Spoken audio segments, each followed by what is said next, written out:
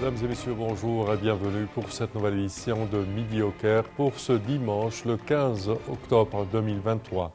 On commence notre sélection avec cette information. Le président Abdel Fattah al-Sisi a reçu un appel de son homologue brésilien, Lula da Silva, afin d'examiner les derniers développements à Gaza.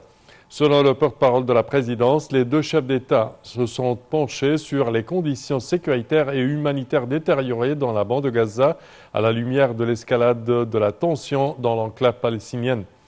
Lula da Silva, dont le pays assure la présidence actuelle du Conseil de sécurité de l'ONU, s'est dit voulant maintenir ses contacts avec l'Égypte qui joue un rôle clé en tant que médiateur essentiel entre Israéliens et Palestiniens. Et le président Abdel Fattah al-Sisi a reçu samedi M. Hakan Fidan, qui est le ministre des Affaires étrangères de la Turquie. Le porte-parole officiel de la présidence a déclaré que la rencontre avait porté sur la guerre en Gaza et les moyens de renforcer la coopération entre les deux pays. Pour plus de détails, voici un commentaire. Le président Abdel Fattah al-Sisi a reçu le ministre des Affaires étrangères de Turquie, Hakan Fidan, en présence du ministre des Affaires étrangères, Sameh Shoukry, et le chef du renseignement général, le général Abbas Kamel.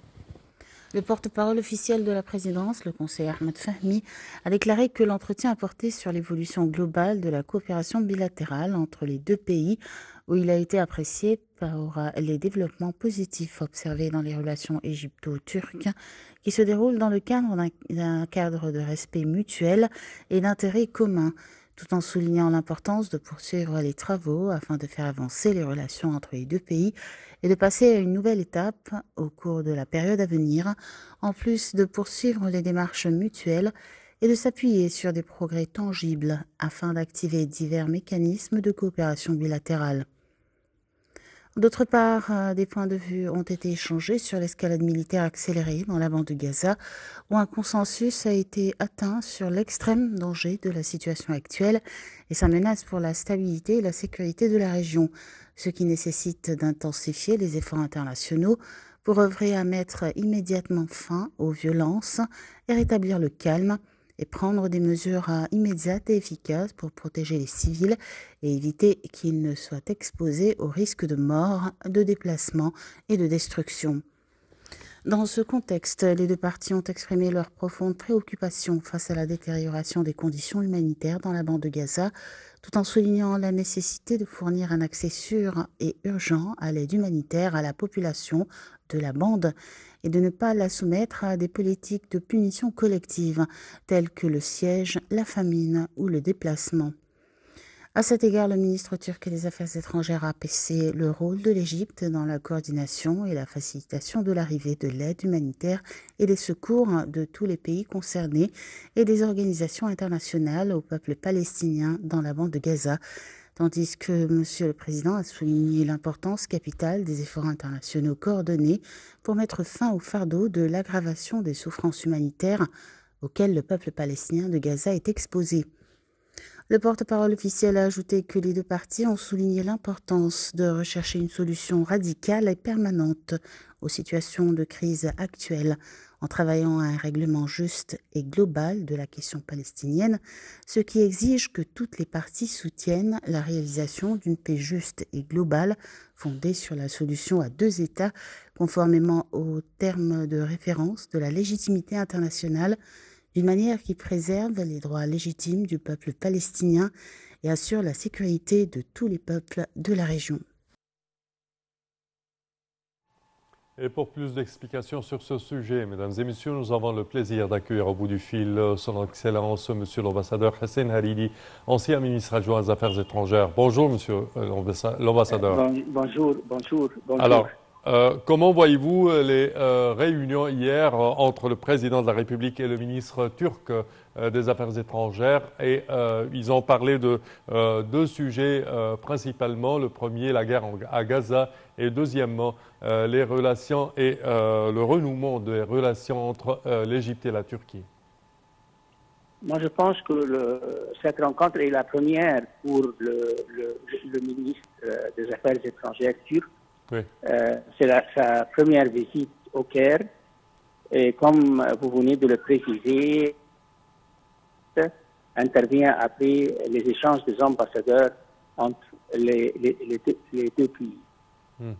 D'un autre côté, dû à la situation dans la bande de Gaza, en vue de l'agression israélienne contre la bande de Gaza, je pense que la rencontre entre le président Sisi et le ministre turc s'est centrée sur la coordination des positions turques et égyptiennes en ce qui concerne la situation à Gaza et comment assurer la sécurité du peuple palestinien là-bas, ainsi que l'acheminement d'aide humanitaire pour les Palestiniens du siège israélien sur la bande. Et les positions turques et égyptiennes, selon le communiqué de la présidence égyptienne, sont presque identiques sur la nécessité de la déescalade et de la protection des civils dans la bande de Gaza. Concernant la guerre à Gaza, alors, monsieur l'ambassadeur, comment voyez-vous le futur proche de cette crise? Selon les déclarations faites par les porte-paroles de l'armée israélienne, il semble que l'opération militaire ou l'agression israélienne contre la bande de Gaza va prendre un peu de temps, du temps. Et on ne sait pas quels sont les objectifs politiques de ces opérations militaires. Certainement, selon ces déclarations, les Israéliens veulent anéantir le Hamas, ce qui n'est pas certainement possible. Mais on doit se préparer à une période critique et sensible au Moyen-Orient, parce que il me semble que l'opération militaire israélienne va durer dans le temps pour peut-être des mois. Espérons pour le mieux. Monsieur l'ambassadeur Hessein Hariri, je tiens à vous remercier de vos explications. Merci à vous. Je répète que vous êtes ancien ministre adjoint aux Affaires étrangères. Et nous poursuivons, chers téléspectateurs, avec le ministre des Affaires étrangères, Sameh Shoukry, qui a tenu une séance de discussion à huis clos avec son homologue turc Hakan Fidan au siège du ministère des Affaires étrangères au Palais Tahrir. À l'issue des pourparlers, les deux ministres ont tenu une conférence de presse sur les efforts conjoints visant à faire progresser les relations entre les deux pays à tous les niveaux, en plus d'une coordination conjointe face aux défis régionaux et internationaux.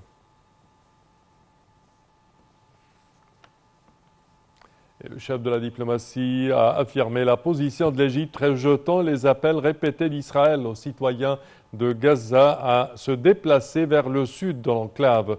Ils ont évoqué les dangers que cela pourrait entraîner, surtout en exposant plus d'1 million de citoyens palestiniens et de leurs familles au risque de se retrouver sans abri face à des conditions humanitaires et sécuritaires dangereuses et difficiles.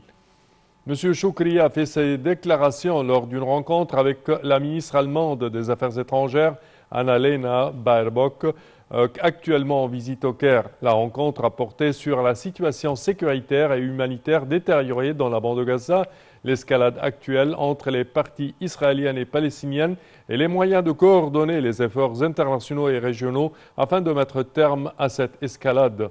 Shoukry a informé Mme Baerbock des résultats des contacts menés par l'Égypte avec les parties palestiniennes et israéliennes et les principales parties régionales et internationales afin de faire avancer les efforts déployés pour parvenir à l'accalmie et assurer un accès urgent à de l'aide humanitaire aux Palestiniens dans la bande de Gaza.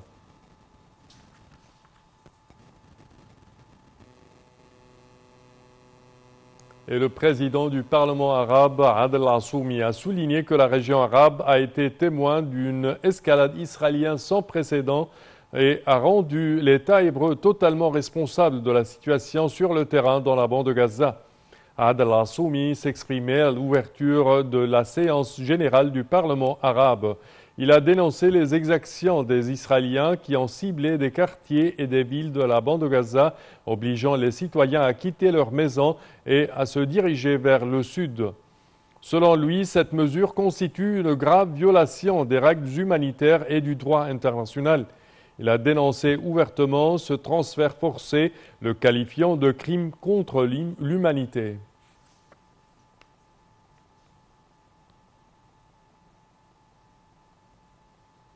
Et des convois d'aide humanitaire pour le peuple palestinien ont été lancés hier de la part de l'Alliance nationale pour l'action civile de développement et de la part de l'initiative Vie décente selon les directives données par le président Abdel Fattah el-Sisi visant à apporter le soutien et des secours immédiats à la Palestine. Les convois comprennent environ 106 locomotives